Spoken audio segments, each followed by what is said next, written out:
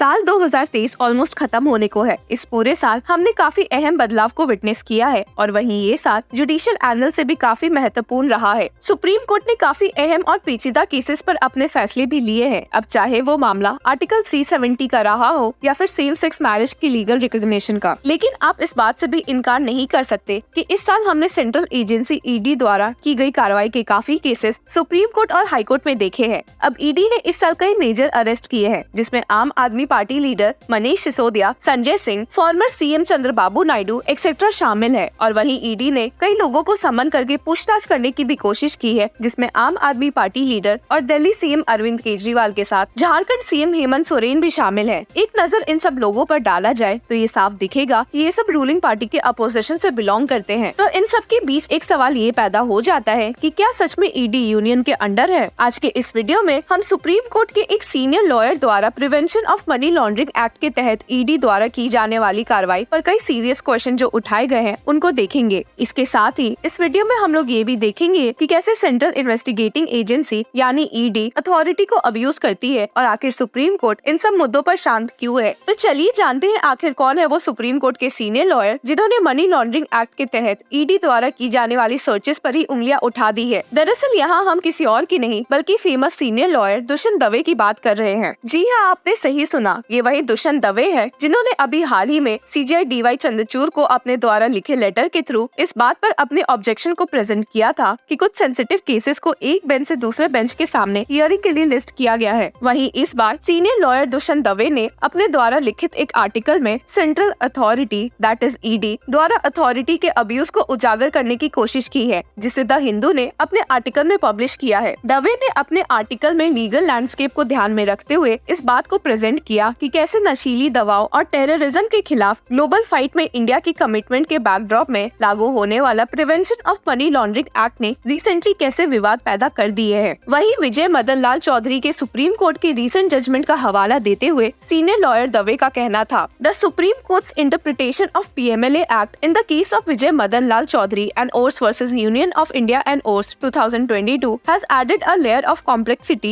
to its implementation. Supreme court ने इस PMLA act की रूलिंग में एक्ट के एप्लीकेशन को रिस्ट्रिक्ट किया था for cases involving wrongful and illegal gain of property as a result of criminal activity relating to a scheduled offense. यानी इस बात का मतलब ये हुआ कि किसी भी ऑथराइज्ड पर्सन को किसी इंडिविजुअल को पीएमएलए एक्ट में प्रोसिक्यूट करने के लिए section 21U of the 2002 act के तहत उसके खिलाफ प्रोसीड्स ऑफ क्राइम दिखाने होंगे। The supreme court highlighted that the mere existence of undisclosed income, regardless of its volume, would not attract the definition of proceeds of crime unless derived from criminal activity related to a scheduled offense. वहीं अगर media की बात की जाए तो media ने ED की search, scissor और अरेस्ट के मामलों को बड़े पैमाने पर कवर किया है, जो कथित तौर पर कोर्ट द्वारा ईडी को दी गई पावर्स के बाहर है। The article underscores the criticism faced by the ED from the Supreme Court, citing the Pankaj Bansal versus Union of India case as a recent example. Pankaj Bansal मामले में सुप्रीम कोर्ट ने ED की functioning पर strong disapproval जताते हुए arrest order और remand order रद्द कर दिए थे। The court emphasized that the ED, equipped with extensive powers under the stringent 2002 Act, must operate with probity, dispassion and fairness.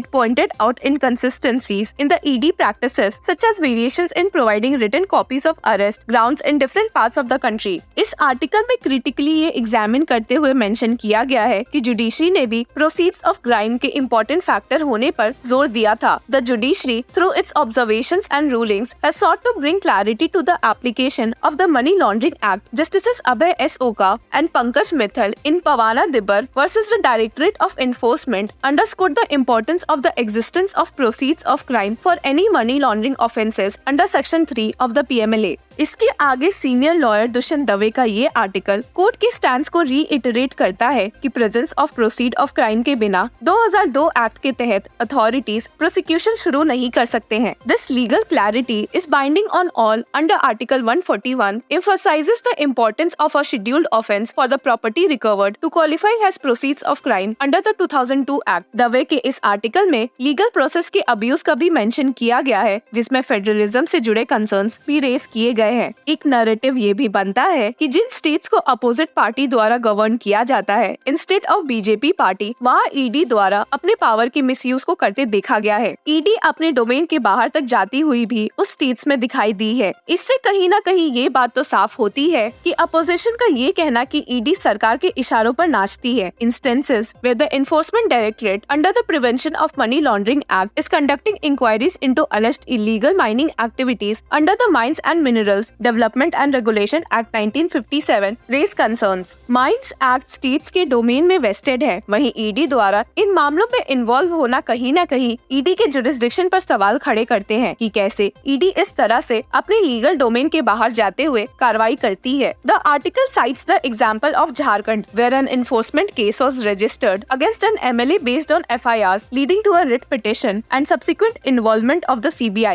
The process, as outlined, raises questions about the abuse of court proceedings. एक और जहां none BJP lead states में ED की prompt कार्रवाई देखने को मिलती है, जो कि उसकी लीगल डोमेन के बाहर है, वहीं दूसरी ओर अदर स्टेट्स में जहां बीजेपी पार्टी में है, वहां माइनिंग के इलीगल होने के बावजूद भी उसमें किसी तरह की कोई कार्रवाई शुरू होते हुए नहीं देखी गई है। Statistics from Maharashtra, Haryana, Uttar Pradesh, Gujarat and Madhya Pradesh hint at a significant disparity. Dave के इस आर्टिकल में काफी गहरे सवाल खड़े किए गए थे, जिनमें एक मुद्दा सिलेक्टिव टारगेटिंग का भी था, जहां ईडी और सीबीआई सिलेक्टेड अपोजिशन पार्टी के इन्फ्लुएंशियल फेस को टारगेट करती नजर आई है। वहीं बीजेपी पर ये भी कई बार आरोप भी लगाए गए हैं कि वो सेंट्रल एजेंसी को यूज कर रही है टू साइलेंट द अपोजिशन। वहीं इस एलिगेशन पर पलटवार करते हुए खुद पीएम मोदी ने कहा था कि ईडी और सीबीआई उनके इशारों पर बिल्कुल भी काम नहीं करती है। ईडी और सीबीआई का इस तरह का एक अरेस्ट का पैटर्न एक गंभीर सवाल खड़ा करता है। ईडी के परव्यू के बाहर जाकर इस तरह के इंक्वायरी को कंडक्ट करना कहीं न कहीं जुडिशरी के रोल पर क्वेश्चन रेज करता है कि कैसे सेंट्रल एजेंसी को ये अलाउड है to go beyond their domain. The article also expresses concern that constitutional institutions seem to be forgetting the essence of the constitution and calls for a check on these machines to prevent a further decline of the democratic fabric. ED और CBI की जांच से